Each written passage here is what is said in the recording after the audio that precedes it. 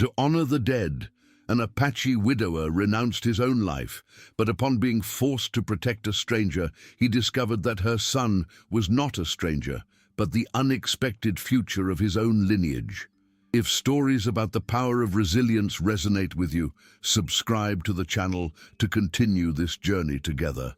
The rain fell with the fury of betrayed gods over the Sierra Madre Occidental, each drop a frozen projectile that whipped the stone and flesh. Crouched under the overhang of a cliff, Kaelen watched the storm tear the sky apart, a perfect reflection of the chaos that inhabited his chest. His broad shoulders, marked by battles and losses, were tense, and his eyes, dark as a starless night, peered through the curtain of water. He sought not shelter, but penance. The wind howled like an ominous spirit, bringing with it a sound that did not belong to the mountain, a weak, almost human cry that mingled with the weeping of the sky. He was a Chiricahua warrior, a man forged in the harshness of that land, but his spirit had become a ghost, haunting the places where his family once smiled. That sound was a disturbance, a dissonant note in his self-imposed symphony of mourning. Ignoring it was the path to peace, the path he had chosen when he left his tribe to die slowly with his memories. However, the cry persisted, a sharp hook in his conscience. With a sigh that carried the weight of 1,000 winters, Kaelen moved with the silent fluidity of a predator. That's when he saw her, a figure huddled at the base of a gnarled pine, a bundle of wet rags barely distinguishable from the mud. It was a woman, non-native, with pale skin and blue lips. In her arms, she cradled a small child, whose life seemed to be slipping away with each trembling sob. Kaelen stopped, his heart a stone of ice.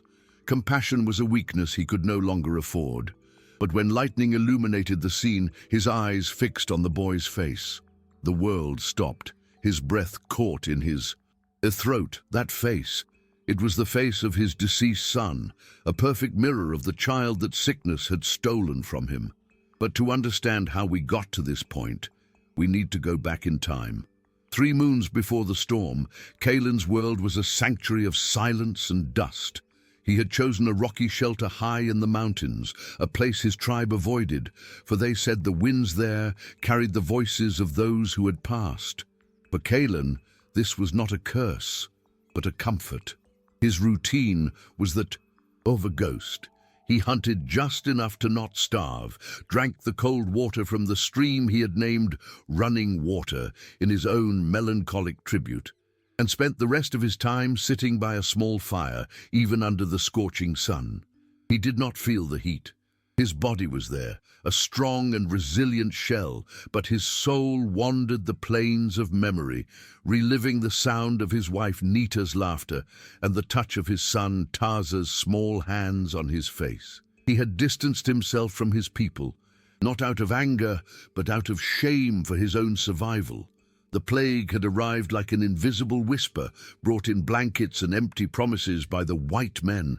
First, it took Taza, whose small body burned with fever, and then Nita, who wasted away, clutching her son's wooden toy, calling for him in her delirium. Kaelen, with his imposing strength, survived. But survival became his greatest torture. He saw himself as a traitor, a warrior who could not protect his own lineage from an enemy that could not be seen or pierced by an arrow. Therefore, isolation was his sentence. He had renounced his warrior name, his place on the council, everything that connected him to life. Living in the past was not a choice. It was the only territory he had left, a dark refuge where he could, for brief moments, feel the warmth of his family before the harsh reality of loss froze him again. It was this shadowy existence that the storm came to drown. The child's cry was not just a sound, it was an echo, an audible haunting that added to the visions that already tormented him. The incident that would change everything was not the arrival of the rain, but the face it revealed.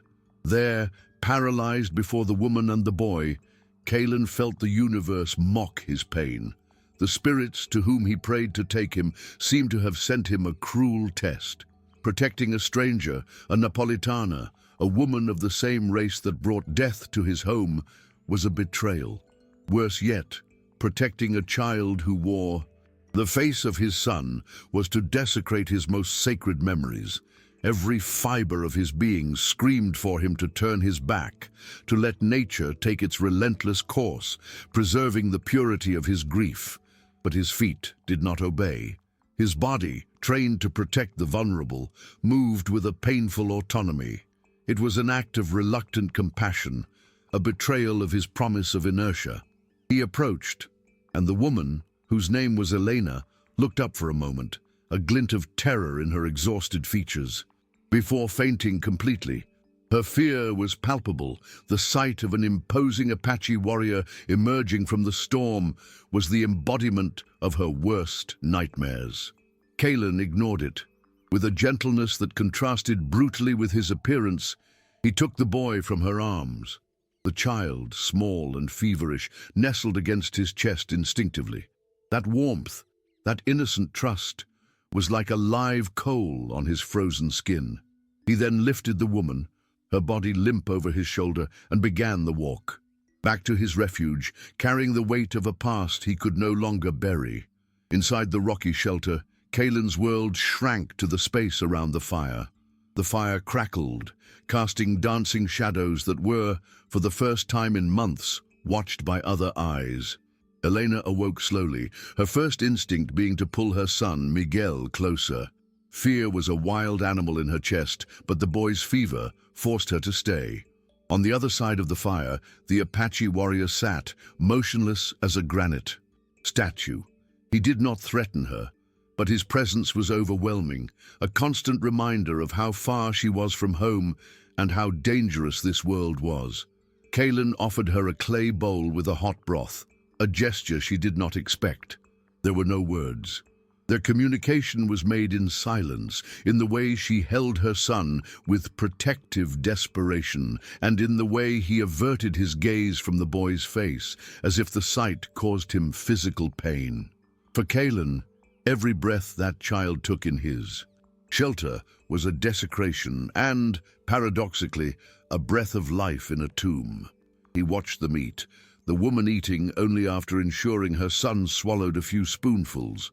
The scene was a painful mirror of a past he was trying to erase. That mother's resilience, her desperate fight for her son's future, contrasted with his own surrender to pain. At that moment, watching little Miguel fall asleep, finally warm and safe, Kaelen made a silent decision. It was not for her, nor even for the child. It was Botaza. Protecting that boy was a way to protect the memory of his own son, a final act of fatherhood he felt compelled to perform. He did not know who they were or why they were there, but as long as they were under his stone roof, no harm would come to them. Kaelen's courage at this moment is what inspires us. If you also feel this strength, show your support by leaving a comment. And to not miss a single step of this and other incredible journeys of overcoming, take the opportunity to subscribe to the channel. The days that followed the storm were woven in a dense, uncomfortable silence. The sun returned to reign over the mountains, drying the earth and revealing a renewed world. But inside the cave, the atmosphere remained heavy. Kaelen resumed his routine, but with a fundamental difference. His actions now considered 2 more lives. He hunted more, collected twice as much water, and, without Elena immediately noticing, chose paths that kept him close to the shelter, his protective instinct awakening against his will. Elena, for her part, struggled to create a semblance of normalcy. She tended to Miguel's fever, kept the fire lit, and organized the small space with a quiet dignity. She watched Kaelen, noticing how he left edible roots near her belongings or softer skins for the boy's makeshift bed. They were not gestures of friendship, but of an austere duty, which left her in a state of fearful gratitude. The first crack in the ice that encased Kaelen's heart came not from a word or a gesture of gratitude, but from the touch of a small hand. Miguel, recovered from the fever and moved by the childish curiosity that knows no barriers of culture or pain, approached the warrior as he was mending an arrow. Kaelen felt the approach, and his body stiffened, prepared for the pain of memory that the boy's face always brought. But Miguel did not look at his face. Instead, his small fingers touched Kaelen's hand, tracing the scars and calluses with innocent fascination. Kaelen stopped breathing. He expected to feel the pain of loss, but what came was something different, a current of warmth, a forgotten sensation of connection. For the first time, he saw not just the ghost of Taza. He saw Miguel, a real, living, curious child who asked for nothing more than a moment of attention. Kaelen did not pull back. For a long moment, he allowed the contact to remain, a fragile, warm link in his frozen world. Then, with a slow, deliberate movement, he lowered the arrow and picked up a small flint stone that was beside him. He had polished it until it was smooth and cool, an object to occupy his hands while his mind was lost in memories. He placed it in Miguel's open palm. The boy smiled, a genuine smile that asked for nothing in return, and ran to show the treasure to his mother. Elena watched the exchange with her heart in her throat. That gesture, so small and so profound, was the permission she needed. That night, as the fire cast long shadows, she finally broke the silence that enveloped them. "Why?" she asked softly in Spanish, her voice a little hoarse from disuse. "Why did you save us?" The question hung in the air, heavier than the smoke from the fire. Kaelen remained silent for so long that Elena thought he would ignore her. When he finally spoke, his voice was deep and little used, like stones rolling at the bottom of a river. "The boy," he said, without finishing the sentence. His difficulty in speaking about the subject was evident. Seeing that she would get nothing more, Elena decided to offer a truth in exchange for his gesture. "My name is Elena. This is Miguel," she whispered, stroking her sleeping son's hair. We were running away. Miguel's father died, and his family, they are not good men. They think my son belongs to them." The word widow and the image of a family being torn apart by the greed of other men hit Kaelen with unexpected force. For the first time, he saw in her not a stranger or a burden, but a reflection of his own loss, a soul marked by the same brutality of fate. Elena's revelation, fragmented as it was, changed the dynamic between them. Kaelen began to see her not as an intruder, but as a survivor, just like himself. His protection became more active. He began to take her out of the cave on short expeditions, teaching her the silent language of the mountains. Verbal communication was minimal. He taught by example. He showed her which tree bark soothed Miguel's cough, which root could be cooked to make a nutritious stew, and how the behavior of birds could predict the arrival of more rain. For Elena, each lesson was a lifeline, a tool to keep her son alive. She learned to tie strong knots, to find her way back by the moss on the rocks, and to move silently through the undergrowth. She was becoming, little by little, a woman of that inhospitable place, her gratitude transforming into a deep admiration for the man who guided her. During one of these lessons, danger manifested with terrifying speed. While Elena was collecting berries, Miguel, attracted by a vibrant red flower, reached out to touch it, not noticing the rattlesnake sleeping coiled at its base, warming itself in the sun. The rattle sounded, a deadly buzz that froze Elena's blood. Before she could take a step or scream, Kaelen moved. He was not a man, but a blur, covering the distance between them in two long, silent strides. He grabbed Miguel, pulling him back at the exact instant the snake struck, its fangs hitting empty air. Kaelen said nothing. He just held the frightened boy against his chest for a moment, his heart pounding against Miguel's back. In that instant, the bond between them was forged into something stronger than gratitude or necessity. It was forged in the visceral instinct to protect a life. The fragile peace they had built was shattered by a sign on the horizon. On a clear morning, as Kaelen watched the valley from a high point, his Warrior's eyes caught something that did not belong to the landscape, the fleeting glint of metal reflecting the sun. It was not the disciplined equipment of Mexican or American soldiers. It was careless, visible. Later, he found tracks of shod horses, crushing the vegetation with an arrogance that spoke of men who did not fear the land they trod. They were not hunters. They were pursuers. Elena's story about her late husband's family ceased to be a distant echo of another life and became an imminent threat, a predator sniffing their trail. Kaelen's refuge, his fortress of grief, had been violated. The mountain was no longer big enough to hide them. He returned to the shelter at dusk, his presence charged with an urgency that Elena felt immediately. The calm protector had vanished, replaced by the tense, focused warrior. He wasted no time with elaborate explanations. With a piece of charcoal, he drew on the cave wall figures of men on horseback and, further away, the symbol of his tribe, a camp of tipis. "Men are coming," he said, his voice a grim warning. "For you." At that moment, Kaelen faced the most difficult decision since the death of his family. To continue alone meant certain death for all three. To return to his people meant swallowing his pride, facing the looks of pity and the memories he had fled. He looked at Miguel, who slept peacefully, oblivious to the danger. The choice was made. He was no longer just protecting the memory of his son. He was fighting for the future of a new one. "We go," he declared, more to himself than to her, "to my people." The journey was brutal, a trial by fire for Elena's newfound resilience. They moved mostly at night, climbing goat trails and crossing icy streams to hide their tracks. Kaelen was a ghost in his element, every step calculated, every sound of the night interpreted. He carried Miguel on his shoulders for long stretches, the boy's weight a constant reminder of what was at stake. Elena, in turn, surpassed all his expectations. She did not complain about the hunger, the cold, or the fatigue that weighed on her bones. Instead, she watched, learned, and moved with a fierce determination that Kaelen came to deeply respect.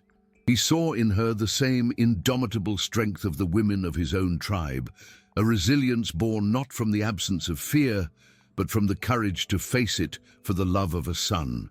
They were no longer just a protector and two victims. They were a unit, moving in unison against the world. The arrival at the Chiricahua camp was like hitting a wall of suspicion. Two sentinels emerged from the trees like spirits, their arrows drawn and their faces impassive. The return of Kaelen, the man who had exiled himself in his grief, was already a shock. But the sight of the Mexican woman and her son was an offense, a breach of the unspoken rules of security in times of war. Other warriors approached, forming a tense circle around them, their gazes shifting from Kaelen to Elena with cutting distrust. Kaelen did not flinch. He stood firm, a protective hand on Miguel's shoulder, and asked to see Nahil. The ranks parted for an old man whose body was frail but whose eyes held the wisdom of generations.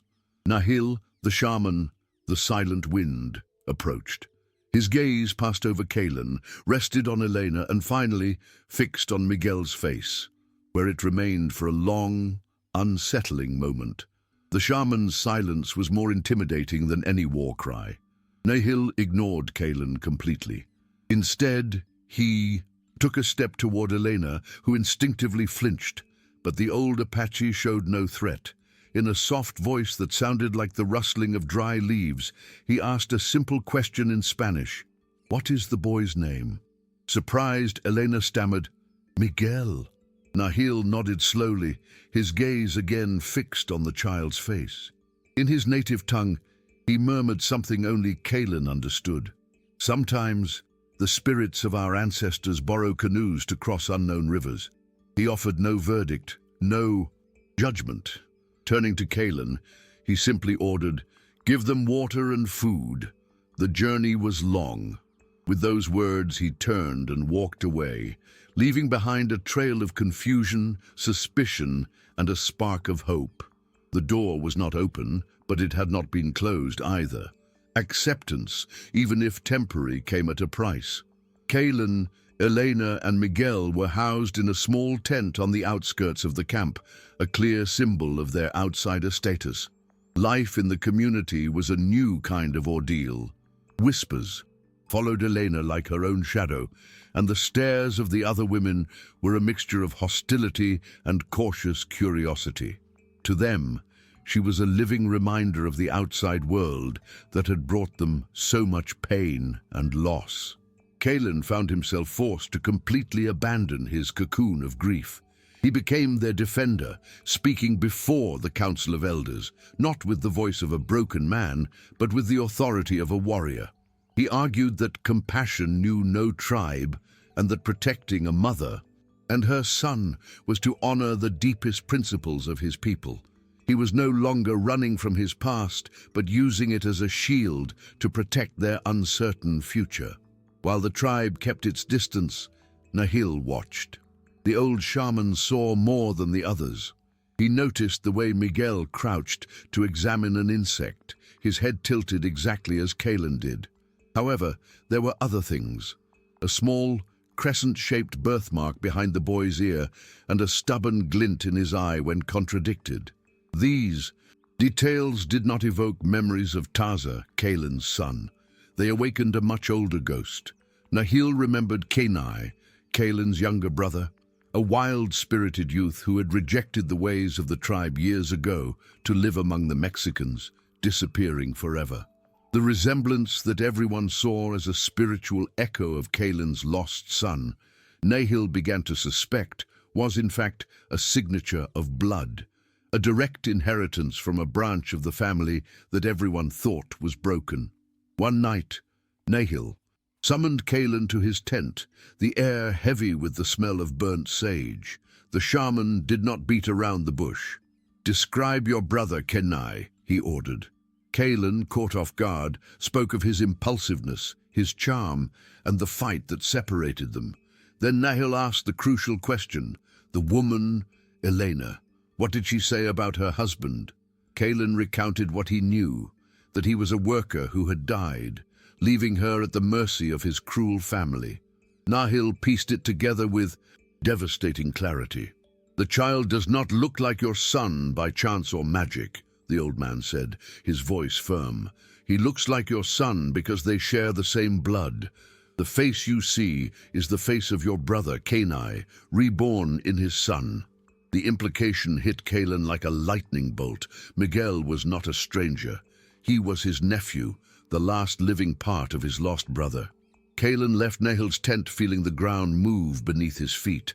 Every step back to his own tent was heavy, laden with the weight of a decade of anger and regret for his brother.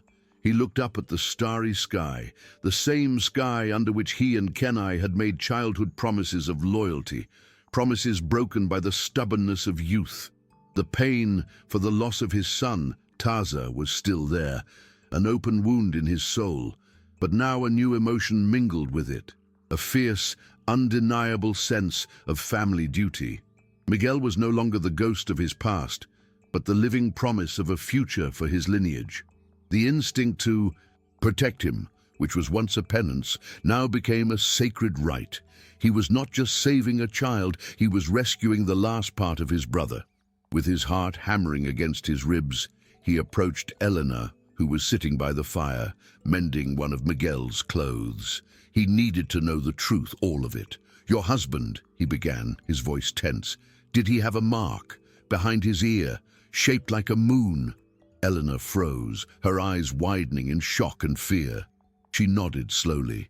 Kaelen continued, describing Kenai's crooked smile, his impetuous temper. It was then that Elena's castle of secrets crumbled. In a choked voice, she confessed that the man she knew as Ricardo had always been mysterious about his past. She never knew he was Apache. He had kept her in ignorance to protect her. The men who hunted her were not just his greedy family. They were led by Ricardo's cruel uncle, a powerful man who believed his nephew had stolen something valuable from him before he died. The truth was worse than they had imagined. Elena's confession hung in the cold night air, connecting the dots of two lives that had once run in parallel. For Kaelen, the image of his brother, Kenai, transformed. He was no longer the rebellious youth who abandoned his heritage, but a man who, in his own way, fought to protect a family, keeping his dangerous past a secret. A wave of reluctant respect replaced the old bitterness. He looked at Elena, and for the first time did not see the Mexican woman, the outsider. He saw the guardian of his brother's legacy, the woman Kenai had chosen and loved. In that moment of shared vulnerability, the final barrier between them dissolved. They were no longer two lonely souls joined by chance, but the pillars of a new family, forged in the ashes of two tragedies and united by the blood of the boy they both now loved. The next day, Kaelen did not request an audience with the elders. He demanded one. He stood before Nahil and the council, not as the outcast who had returned, but as a man claiming his birthright. His voice, once hesitant, now resonated with conviction. He told the story of Kenai, of Ricardo, and of the woman he left behind. Then he looked at each member of the council and made his declaration, a vow that would seal his fate. "The boy Miguel is of my blood," he proclaimed. "His mother, Elena, is under my protection. My brother's blood debt is now mine. Anyone who hunts them, hunts me and this clan." It was not a request for help, but a call to honor. He was rejoining the tribe not out of weakness, but to defend the continuation of his lineage. An almost imperceptible nod from Nahil signaled that his journey back home was complete. Kaelen's declaration sent a wave of purpose through the camp. The suspicion that had hung over Elena dissipated, replaced by a sense of collective duty. Kenai's son was now a son of the tribe, and the woman who protected him was under the mantle of their protection. Kaelen, the former exile, became the center of the defense strategy. No one knew those mountains like he did. He worked tirelessly with the other warriors, not as a leader giving orders, but as a brother sharing his wisdom. They prepared deadly traps on the narrow trails, positioned archers in hidden locations, and planned a defense that would turn the majestic beauty of their refuge into a lethal labyrinth for any invader. While the men prepared their weapons, Elena found her place among the women, helping to prepare. Food and medicine, her face a mask of determination. She was no longer a stranger, she was part of the resistance. The calm before the storm was short. An Apache scout returned to the camp at dusk, his face marked by urgency. He brought the news everyone expected and feared. The pursuers had been spotted at the base of the canyon that served as the only entrance to the hidden valley. There were more than a dozen men on horseback, well armed, and led by a burly man with a cruel face, whose eyes burned with the greed of a vulture. It was the uncle of Elena's late husband, a man who would not be deterred by difficult terrain or the reputation of Apache warriors. He had come to take what he considered his, and he was willing to spill any amount of blood to get it.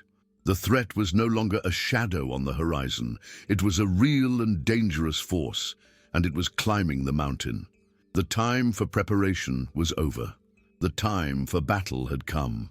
Before leaving with the other warriors, Kaelen returned to his tent. Elena awaited him, her eyes reflecting the dance of the flames and the depth of her fear. No words were spoken, for no words were necessary. The understanding between them had transcended language. She simply placed her hand on his heart, a gesture of faith and supplication. Kaelen then knelt before Miguel, who watched him with a seriousness unusual for his age. He offered no words of comfort or empty promises. Instead, he repeated Elena's gesture, placing his large, calloused hand on the boy's small chest. It was a silent vow, a recognition of his lineage and his role. He was no longer fighting to honor the dead. He was fighting to protect the living, to ensure the future that stood there, looking at him with his brother's eyes. The night was the Apache's ally. Led by Kaelen, The warriors moved through the shadows as a single, silent entity, their feet reading the terrain with an intimacy no invader could match. The chosen spot for the ambush was a masterpiece of natural strategy, a narrow stretch of the canyon where the trail clung precariously to the edge of a precipice. Above, unstable rocks awaited the slightest push to tumble down. Below, the darkness promised a deadly fall. The warriors positioned themselves, becoming part of the landscape, their forms blending with the rocks and gnarled bushes. The wind howled through the pass, a funereal omen for the men climbing up. There, in the tense quiet, Kaelen waited. The man who had renounced life was now in the position to decide who would live and who would die to defend his own. The wait ended with the sound of careless hooves on loose stones. The pursuers entered the canyon, their loud, arrogant voices echoing against the rock walls, a desecration of the mountain's sacred stillness. The leader, Ricardo's cruel uncle, rode at the front, his face illuminated by the moon, a mask of greed and certainty. They did not see the shadows watching them. They did not feel the weight of the silence, nor did they notice the absence of the nocturnal sounds of animals. Their arrogance blinded them to the fact that they had already entered a tomb. From his vantage point, Kaelen watched them crowd into the narrowest part of the trail. The air was still. With his heart beating with a deadly calm, he raised his head and let out the sharp cry of a nighthawk, a sound that pierced the silence and sealed the fate of the men below. The signal was the harbinger of chaos. From invisible points above, the Apache warriors pushed the retaining rocks they had meticulously positioned. What followed was not a battle, but an act of the mountain itself taking revenge. An avalanche of stones and earth plummeted onto the trail, a thunder that shook the night. Cries of men and the terrified whinnies of horses were swallowed by the deafening noise. The trail disappeared under a cascade of destruction, taking several of the invaders with it and blocking any chance of retreat. In a matter of seconds, the enemy's numerical superiority was crushed, their formation broken, and their morale turned into abject panic. The first phase of the defense had been executed without a single arrow needing to be fired. The mountain, under Kaelen's command, had struck the first blow. In the dust and confusion that followed, the Apache warriors descended upon the survivors like silent vultures. The battle was a lethal ballet of shadows and steel. The pursuers dismounted, trapped between a rock wall and an abyss, stood no chance. Arrows hissed from the darkness, finding their targets with deadly precision. Warriors emerged from the cracks in the rocks, their blades gleaming under the moon, striking and retreating before the panicked men could mount a coherent defense. Kaelen moved among them, not with the blind fury of revenge, but with the focused clarity of a guardian. Every move he made was efficient. Every blow was to protect the family waiting for him in the valley. He was not fighting for glory or honor, but for every future breath that Miguel and Elena would take in peace, and that cause made him invincible.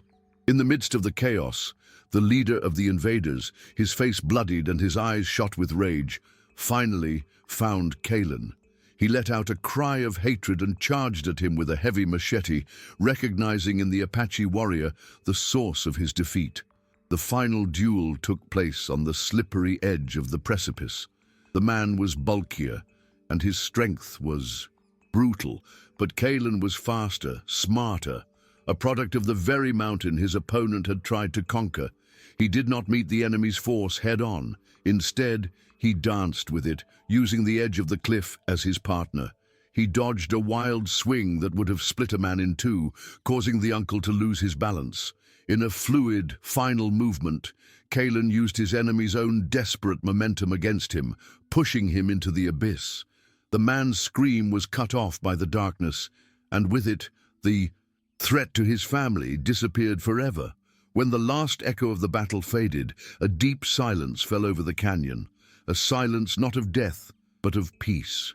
Kaelen stood at the edge of the precipice. not as an exultant warrior, but as a man who had finally exorcised his ghosts. The wind that once whispered to him of loss now seemed to blow a promise of the future. The warrior's return to the camp was not marked by cries of victory, but by a solemn respect. At the entrance to the valley, Elena waited with Miguel by her side. Her eyes met Kaelen's, and in that silent gaze, a lifetime of thanks, fears, and hopes was shared. Kaelen approached, and for the first time without hesitation, he knelt and wrapped Miguel in a strong, protective embrace.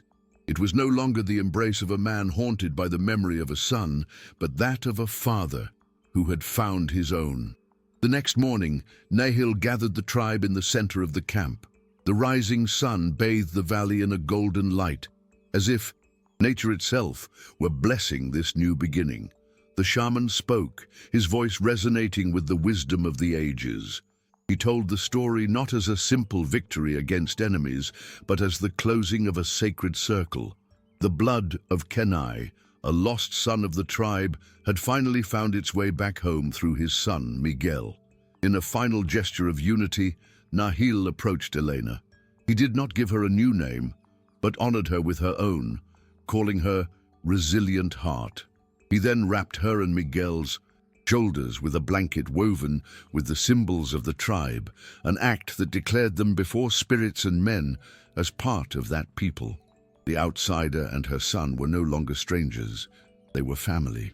Months later, as the heat of summer gave way to the crisp air of autumn, a new normality settled in the Chiricahua Valley.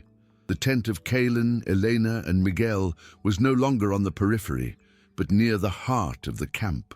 The scenes of their daily life were of a peace Kaelen thought he would never know again. He spent his days teaching Miguel the secrets of the mountain, how to read the clouds, how to follow the trail of a rabbit, how to call birds with a whistle made from a leaf. Elena, in turn, found a sisterhood among the Apache women, her laughter mingling with theirs as they worked together, sharing stories and skills. She learned their language, and they learned hers, weaving the two cultures into something new and strong.